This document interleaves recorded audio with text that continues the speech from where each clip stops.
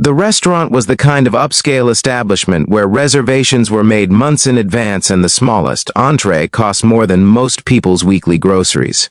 Crystal chandeliers reflected the glow of a towering Christmas tree, and soft classical music floated through the air as servers glided between tables with practiced elegance.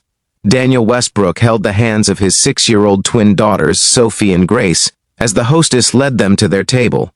At 37, Daniel had built Westbrook Technologies from a startup into a billion-dollar company, but his greatest achievement sat on either side of him. Two bright, curious girls wearing matching Christmas dresses, pink for Sophie, purple for Grace, and holiday hats they'd insisted on bringing. "Daddy, look at that tree!" Grace pointed at the massive evergreen dominating the restaurant's center. "It's almost as tall as our building," Sophie added, always competitive even about Christmas trees. Daniel smiled, grateful for these moments. His wife Amanda had died 3 years ago from an aneurysm. Sudden, devastating, leaving him to navigate single fatherhood while running a company. These girls were his anchor, his purpose, his reminder that life existed beyond boardrooms and profit margins. As they were seated, Daniel noticed a commotion near the entrance. A young woman stood with 3 children, boys who looked to be around 7 or 8, clearly arguing with the hostess. "I'm sorry, ma'am, but we're fully booked," the hostess said, her tone polite but firm. "I have a reservation. I made it 6 weeks ago." The woman's voice carried desperation and exhaustion. "Mitchell, party of 4. I don't see it in our system. Please. It's Christmas Eve. I've been saving for 3 months to bring my boys here. They've never been to a fancy restaurant. I promised them." The woman's voice cracked. "Please check again." Daniel watched as the hostess scrolled through her tablet, her expression unchanging. "I'm sorry, there's nothing under Mitchell. We're completely booked." The 3 boys stood quietly behind their mother, wearing their best clothes, clean but clearly outgrown, 2 short sleeves and high-water pants that spoke of growing children and limited budgets. Their faces held the kind of hope that came from rare treats, the kind that was about to be crushed. "Maybe we can go to McDonald's, Mom," one of the boys said quietly. "That's okay." The woman turned away from the hostess, and Daniel saw tears streaming down her face. She was trying to hide them from her sons, wiping frantically at her cheeks. "Daddy," Sophie whispered, tugging his sleeve. "That lady is crying. I see, sweetheart. And those boys look sad. They have the same kind of sad we had when Mommy died." Daniel's chest tightened. Sophie was right. There was a particular grief in those children's eyes, a loss that went beyond a canceled dinner reservation. Grace leaned over. "Can we help them, Daddy? Like how people helped us when we were sad?" Daniel thought about the months after Amanda's death, when neighbors had brought meals, when friends had taken the girls for playdates, when colleagues had covered his workload without complaint, when the world had shown up for his family in their darkest hour. He made a decision. "Excuse me," Daniel called to the hostess, who was trying to usher the family toward the exit. "I think there's been a mistake. They're with us." Every head turned. The hostess looked confused. The mother looked shocked. The 3 boys stared at him with wide eyes. "I'm sorry, sir," the hostess said. "The Mitchell family, they're joining us for dinner. We'll need a larger table, party of 8. Daniel smiled at the woman who was frozen in place. "If that's all right with you, Ms. Mitchell." I don't understand," she stammered. Daniel approached her, keeping his distance to not seem threatening, his daughters trailing behind him. "I'm Daniel Westbrook. These are my daughters, Sophie and Grace. We'd be honored if you and your sons would join us for Christmas dinner. Our table seems far too large for just 3 people. We can't, you don't know us. No, we don't.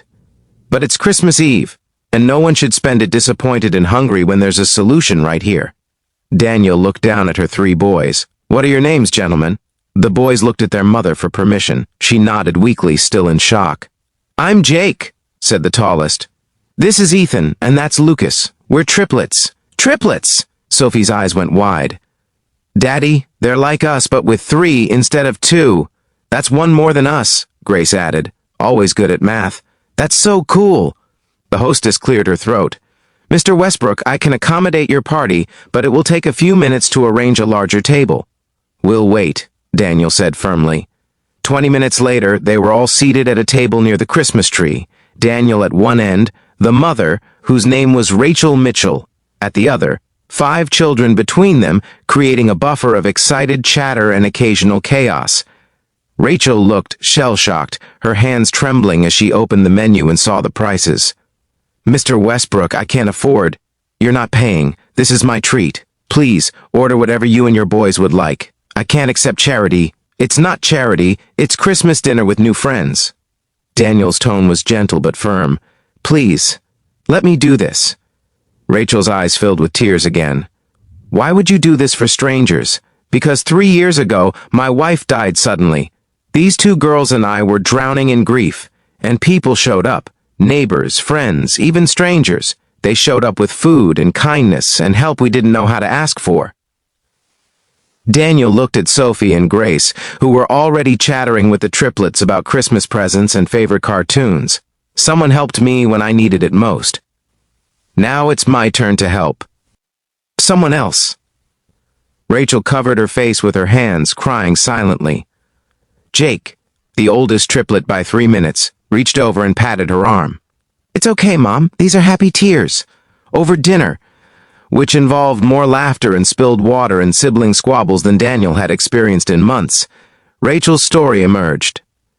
Her husband had been a firefighter who died in the line of duty 18 months ago. The boys had been 5. She'd been working as a teacher, but the salary barely covered their needs. She'd taken a second job doing bookkeeping at night, her own mother watching the boys while she worked until midnight most nights. "I saved every extra dollar for 6 months to bring them here," Rachel said, watching her boys demolish their steaks with the kind of enthusiasm only children eating fancy food for the first time could muster.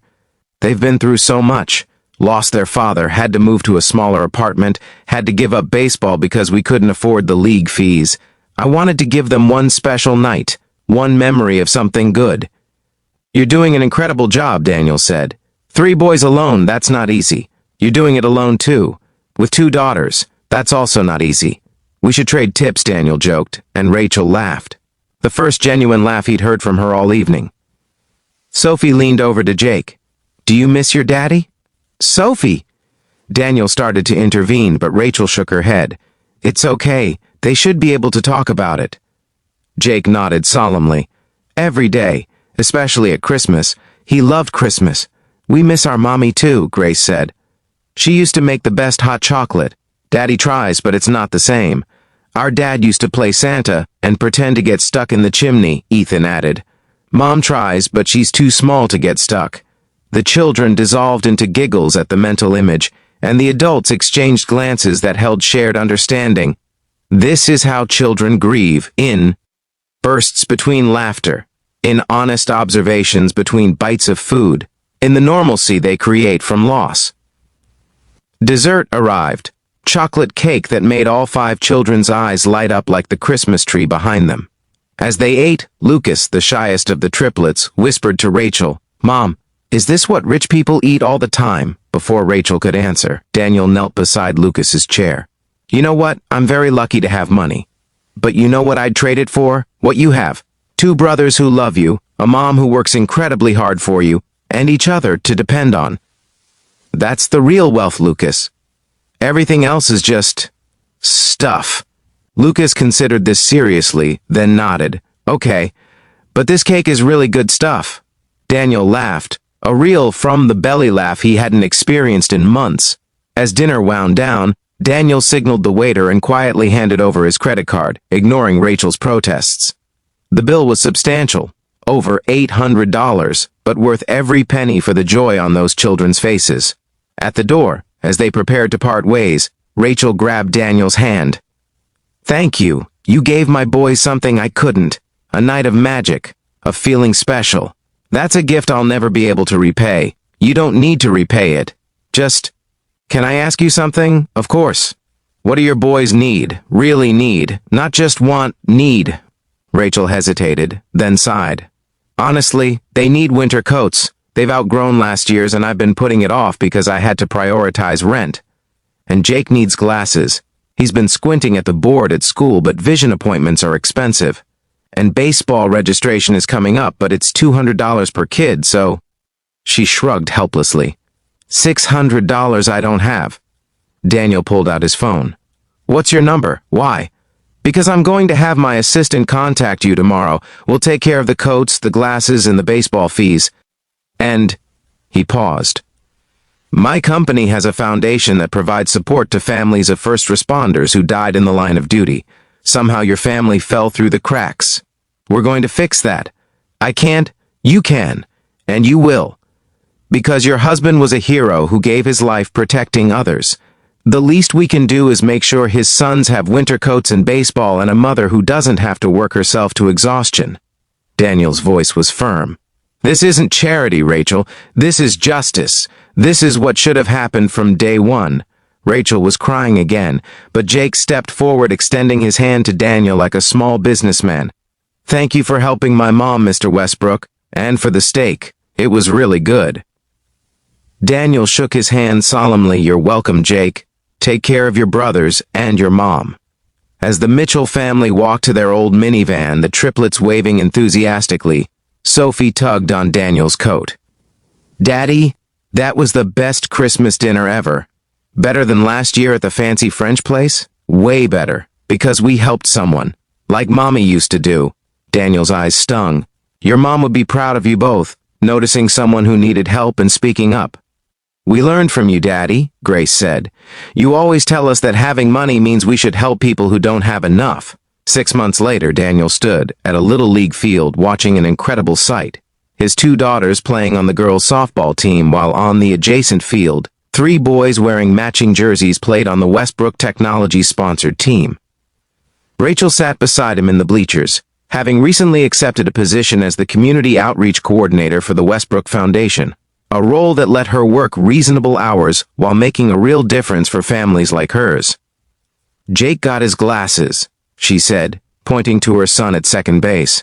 His grades shot up immediately once he could actually see the board. And the coats? Worked perfectly all winter. The boys finally stopped complaining about being cold walking to school. Daniel smiled. I'm glad. You changed our lives, Daniel. That night at the restaurant, it wasn't just dinner. It was hope. It was someone seeing us when we felt invisible. It was... Her voice caught. It was the first time since my husband died that I felt like maybe we'd be okay. You were always going to be okay. You're strong, determined, an incredible mother. I just helped speed things along a bit. The girls talk about us being family now, Rachel said, watching Sophie strike out but get cheered on by all 3 boys anyway. They call the boys their bonus brothers, and the boys call them their bonus sisters. Pretty sure we've created a monster. 5 kids who now conspire together. The worst kind of monster, Rachel agreed, laughing. A year after that Christmas Eve dinner, Daniel and Rachel stood together at a press conference announcing the expansion of the Westbrook First Responder Family Fund, a $50 million endowment to support families of fallen firefighters, police officers, and paramedics.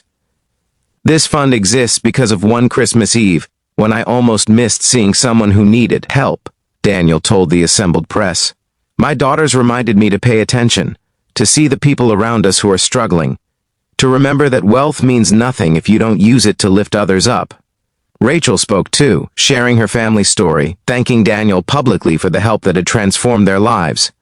But the real story, the one the press didn't see, happened that evening when both families gathered for dinner. Not at a fancy restaurant this time, but at Daniel's house, where 8 people, 5 children and 3 adults, counting Daniel's mother who'd flown in, crowded around a table that was just barely big enough. The noise was tremendous. The chaos was constant. Someone spilled juice. Someone else knocked over the salt. And the children argued about whether Star Wars or Marvel was better. It was perfect. Thank you, Rachel whispered to Daniel as they cleaned up after dinner, the kids playing in the next room. For what? For seeing us, for stopping when you could have walked past, for teaching your daughters that kindness matters more than money. Daniel thought about that Christmas Eve, about the choice he'd made to invite strangers to join them, about how that single decision had rippled outward. New jobs created, families helped, a foundation built, and most importantly, 2 broken families finding wholeness in each other. Thank you for letting us, he said, for teaching my girls that family isn't just blood. It's who shows up, who cares, who stays, because that's what they'd become a family of 8, cobbled together from loss and loneliness, built on a foundation of kindness shown and received, of seeing someone who needed help and refusing to look away. The Millionaire CEO had taken his twin girls to Christmas dinner and seen a single mom with triplets struggling, and what he did was simple. He made room at his table. That choice, that one small act of inclusion, had changed 8 lives forever. Sometimes that's all it takes. One person seeing another, one table with extra chairs, one heart that says, "You're not alone. Sit with us." That's how families are born. That's how hope survives. That's how Christmas magic becomes real.